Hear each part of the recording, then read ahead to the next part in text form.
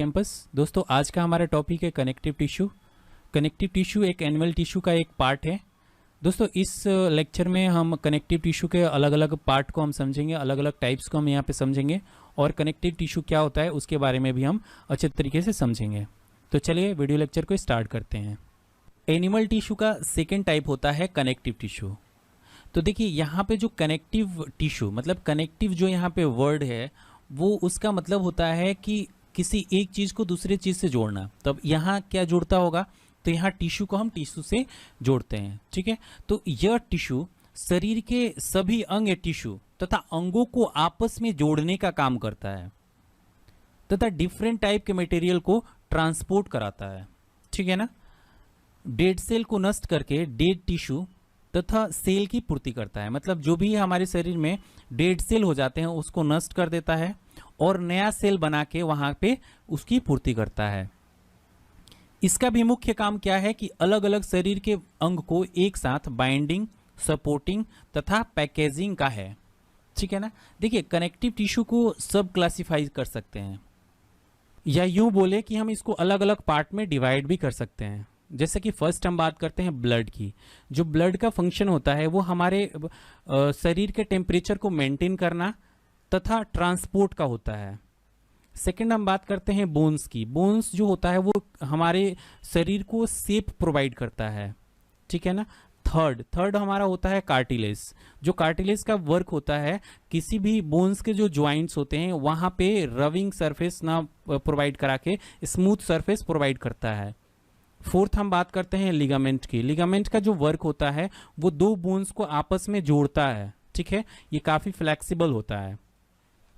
Fifth हम बात करते हैं एरियोलर की। जो एरियोलर होता है कहीं भी हमें चोट लग जाता है तो चोट को भरने में सहायता करता है।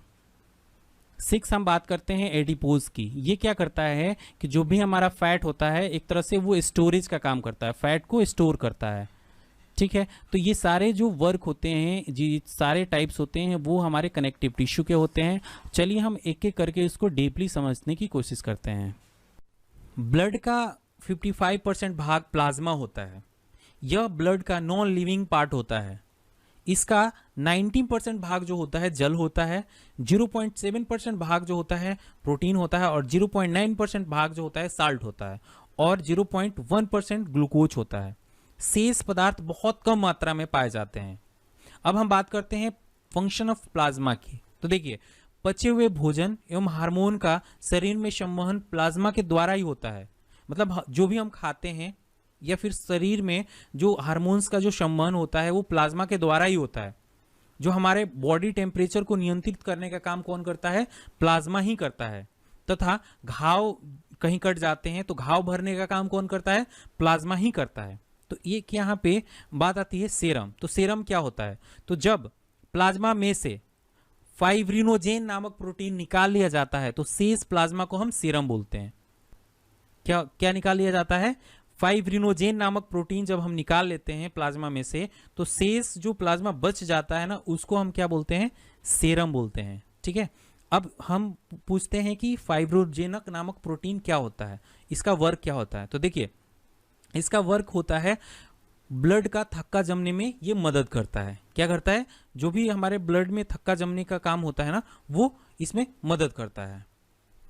अब हम बात करते हैं ब्लड सेल की। तो ब्लड का शेष 45% भाग होता है। इसे 3 भागों में हम बांटते हैं। कौन कौन से होते हैं? फर्स्ट होता है हमारा आरबीसी जिसको रेड ब्लड सेल बोलते हैं। सेकेंड होता है हमारा डब्ल्यूबीसी जिसको व्हाइट ब्लड सेल बोलते हैं और थर्ड होता है हमारा ब्लड प्लेटलेट्स, इसको प्लेटलेट सिंपल हम बोलते हैं। ठीक है ना, तो जो अगर हम अमाउंट की बात करें तो सबसे ज्यादा जो होता है ना वो रेड ब्लड सेल होता है हमारे ब्लड में। क्या होता है? रेड ब्लड सेल होता है। उसके बाद क्या होता है? ब्लड प्लेटलेट्स होते हैं हमारे ब्लड में। ठीक है ना, उसके बाद होता है डब्ल्यूबीसी मतलब व्हाइट ब्लड सेल होता है। तो आप देख सकते हैं सबसे ज्यादा क्या होता है? आरबीसी, उसके बाद क्या होता है? प्लेटलेट्स, उसके बाद क्या होता है? डब्ल्यूबीसी। मतलब सबसे कम जो होता है ना डब्ल्यूबीसी होता है। सेकंड हम बात करते हैं बोन्स की। हमारे शरीर का बोन्स जिसको हम हड्डी बोलते हैं बहुत ही मजबूत तथा नॉन फ्लेक्सिबल टिश्यू होता है। यह हमारे शरीर को चलाने सहारा देने और शरीर के विभिन्न अंगों की रक्षा करने में हेल्प करता है। साथ ही यह आरबीसी तथा डब्ल्यूबीसी का निर्माण करने और मिनरल्स को स्टोर करने का भी काम करता है। Bones porous, highly vascular, mineralized, hard और रिजिड होता है। बोन्स में साल्ट तथा मैग्नीशियम प्रचुर मात्रा मतलब बहुत ज़्यादा मात्रा में पाया जाता है। तो जितने भी सारे मिनरल्स होते हैं वो बोन्स को हार्ड बनाने के लिए रिस्पॉन्सिबल होते हैं। वेलेनिक्यूली के थ्रू प्रत्येक बोन सेल फूड और ऑक्सीजन रिसीव करता है तथा वेस्ट को एलिमिनेट करता है। अब हम बात करते हैं फंक्शन ऑफ बोन्स की, मतलब बोन्स के क्या क्या फंक्शंस हैं। ठीक है, तो देखिए यह बॉडी शेप को क्या करता है, प्रोवाइड कराता है। बड़े बड़े ऑर्गन्स होते हैं जैसे कि ब्रेन हो गया, लंग्स हो गए, उसको क्या करता है, प्रोटेक्शन देता है। बोन्स क्या करता है, उसको प्रोटेक्शन देता है। ठीक है ना। कैल्शियम तथा फॉस्फेट को स्टोर करने का काम किसका होता है, बोन्स का ही होता है। एक वयस्क मानव के शरीर में 206 हड्डियां होती हैं, ये याद होना चाहिए। ठीक है, नेक्स्ट हम बात करते हैं कार्टिलेज की। तो देखिए कार्टिलेज जो होता है स्केलेटन टिश्यू का ही एक पार्ट होता है। स्केलेटन टिश्यू मतलब इसमें क्या क्या पाया जाता है, तो इसमें बोन्स और कार्टिलेज के बारे में हम डिस्कस करते हैं। ठीक है, तो कार्टिलेज जो होता है वो प्रोटीन से मिलके बना होता है। क्लियर है। और ये हमारे शरीर के अलग अलग भाग में पाया जाता है। जो कार्टिलेज होता है ना, हमारे शरीर के अलग अलग भाग में पाया जाता है। जैसे कि ईयर हो गया, कान हो गया, हमारा पीना हो गया, नोज टिप हो गया, जैसे कि नाक के ऊपर कार्टिलेज पाया जाता है।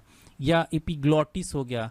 एपिग्लॉटिस कहने का मतलब ये हुआ कि जो हमारा वॉइस बॉक्स होता है ना, वॉइस बॉक्स में हमारा क्या पाया जाता है, कार्टिलेज पाया जाता है। जब भी हम बात करते हैं तो कार्टिलेज क्या करता है, उसको मैनेज करने का काम करता है वॉइस बॉक्स को। ठीक है, उसके बाद इंटरवर्टेब्रल डिस्क में पाया जाता है। इंटरवर्टेब्रल डिस्क कहने का मतलब ये हुआ कि जो हमारे रीढ़ की हड्डी होती है, जो हमारा बोन्स होता है, उसमें उनके दो बोन्स के बीच में ये एक डिस्क टाइप स्ट्रक्चर पाया जाता है, जिसको हम क्या बोलते हैं, इंटरवर्टेब्रल डिस्क बोलते हैं। वो हमारा क्या होता है, कार्टिलेज होता है। ठीक है, उसके बाद आता है ring of trachea. Ring of trachea जैसे कि जिसको लंग्स को जोड़ता है। ठीक है ना, जनरली ये हमारे नेक में पाया जाता है। अब हम बात करते हैं कार्टिलेज के फंक्शन को, कि क्या क्या कार्टिलेज के फंक्शंस हैं। ठीक है, तो देखिए जो हमारा कार्टिलेज होता है वो हमारे बॉडी पार्ट को सपोर्ट तथा फ्लेक्सिबिलिटी प्रोवाइड कराता है। क्या करता है कि जो भी हमारा बॉडी पार्ट होता है उसको सपोर्ट तथा फ्लेक्सिबिलिटी प्रोवाइड कराता है, तथा जो भी हमारा बोन्स के ज्वाइंट पर स्मूथ सरफेस प्रोवाइड कराता है। अगर मानते हैं कि कार्टिलेज ना हो तो हमें क्या होगा, हमें बहुत ज़्यादा दिक्कत होगी और दो बोन्स के बीच में रबिंग होगा, जिसके वजह से हमें बहुत ज़्यादा प्रॉब्लम्स होगी। ठीक है ना। हम नेक्स्ट बात करते हैं लिगामेंट की। अब यहाँ हम बात करते हैं लिगामेंट की। तो लिगामेंट जो टिश्यू होता है बहुत ज़्यादा इलास्टिक होता है और साथ ही साथ बहुत मजबूत भी होता है, जिससे कि दोनों जो बोन्स होते हैं वो आपस में एक दूसरे से बंधे होते हैं। यहाँ पर लिगामेंट को 3 टाइप में डिवाइड करते हैं। फर्स्ट है हमारा आर्टिकुलर लिगामेंट, दूसरा पेरिटोनियल लिगामेंट, और थर्ड जो हमारा है फेटल रिमनेंट लिगामेंट।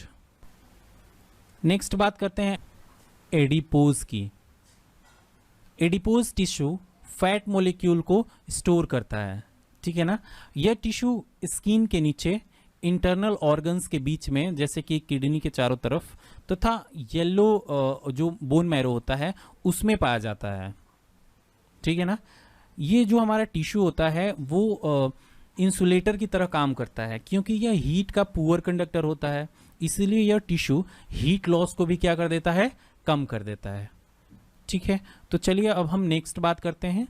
अब हम बात करते हैं एरियोलर टिश्यू की।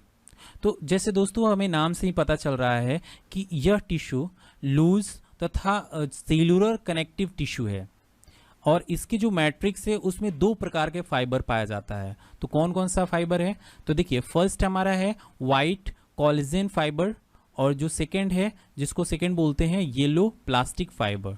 ठीक है ना।